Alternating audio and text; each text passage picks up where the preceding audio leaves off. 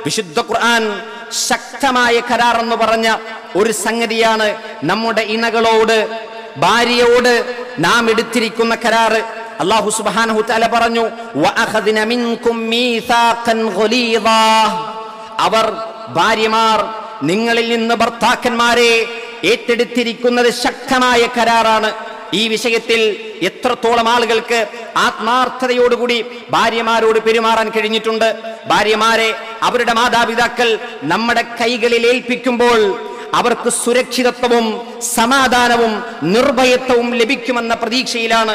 എന്നാൽ എത്രയെത്ര ബന്ധങ്ങൾ, എത്രയെത്ര ദാമ്പത്യ ജീവിതങ്ങൾ, എത്രയെത്ര സ്ത്രീകൾ ആത്മഹത്യയുടെ മുനമ്പിലേക്ക് എത്തിയത് ഈ കരാറുകൾ ഭർത്താക്കന്മാർ പൂർത്തീകരിക്കാത്തത് കൊണ്ടാണ്.